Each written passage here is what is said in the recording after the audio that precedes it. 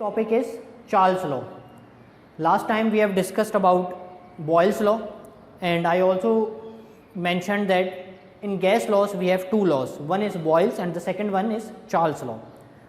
The statement is the volume of given mass of a gas is directly proportional to absolute temperature provided that pressure is kept constant. अगर हमारे पास एक gas है और उसका pressure constant है, pressure constant होना ज़रूरी है, pressure is kept constant, pressure gas का लाजमी कांस्टेंट रहना चाहिए। उस केस में जो वॉल्यूम है किसी भी गैस का वो हमेशा डायरेक्टली प्रोपोर्शनल होगा टेम्परेचर के साथ। चार्ल्स लॉ की statement is a relation between volume and temperature, कि अगर हमारे पास वॉल्यूम है और टेम्परेचर के साथ हम उसे रिलेट करना चाहें, कैलकुलेट करना चाहें तो किस तरीके से होगा वो हमें चार्ल्स ने बताया। लेकिन चार्ल्स लॉ को अप्लाई करने के लिए ज़रूरी है कि प्रेशर गैस का हमेशा कांस्टेंट रहे। ठीक है, okay. Explanation, consider a gas of volume V at absolute temperature T।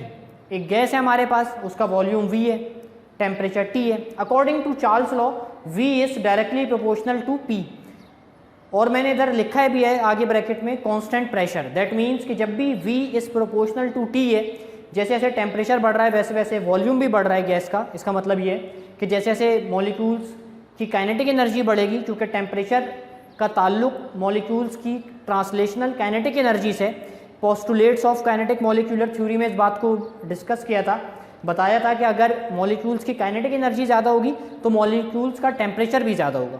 सो अगर टेम्परेचर ज़्यादा है, मॉलिक्यूल्स की एनर्जी ज़्यादा है, तो इसका मतलब है कि मॉलिक्यूल्स वॉल्यूम भी ज़्यादा ऑक्यूपाई करेंगे, लेकिन उस वक्त जब प्रेशर कांस्टेंट है। प्रोपोर्शनैलिटी का सिंबल हटा, एक कांस्टेंट आ गया जिसे मैंने कांस्टेंट यहाँ पे रखा है। ये टी कांस्टेंट से मल्टीप्लाई हो रहा है, लेफ्ट हैंड साइड पे जाके डिवाइड हो जाएगा, सो V by T is a constant. Graphical representation की बात करें सो टेम्परेचर जो इंडिपेंडेंट क्वांटिटी है वो एक्स एक्सिस पे, और टेम्परेचर के रिस्पेक्ट से हम वॉल्यूम को मेजर कर रहे हैं।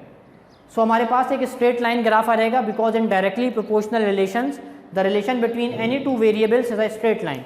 Independent quantity is on x axis because temperature independent quantity है और वॉल्यूम डिपेंडेंट क्वांटिटी है, या हम ये भी कह सकते हैं कि हम वॉल्यूम को मेजर कर रहे हैं with respect to temperature.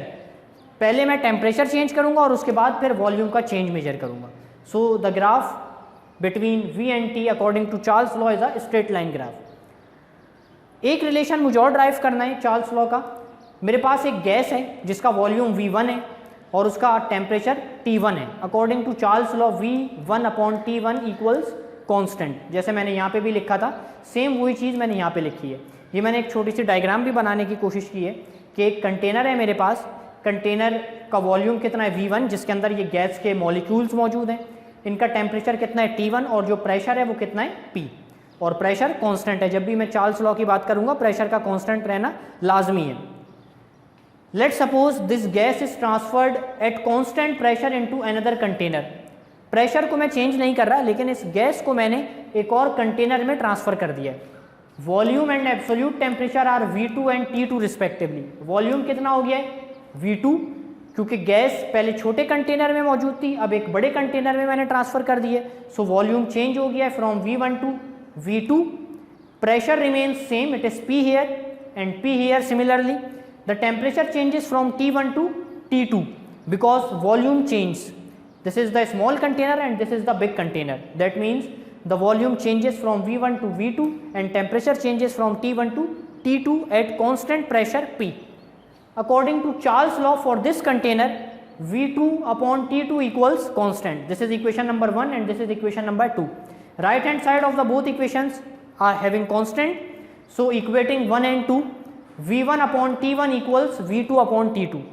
The above equation is also known as Charles law.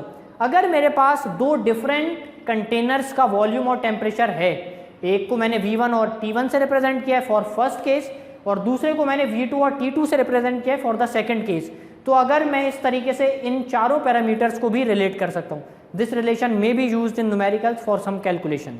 Okay.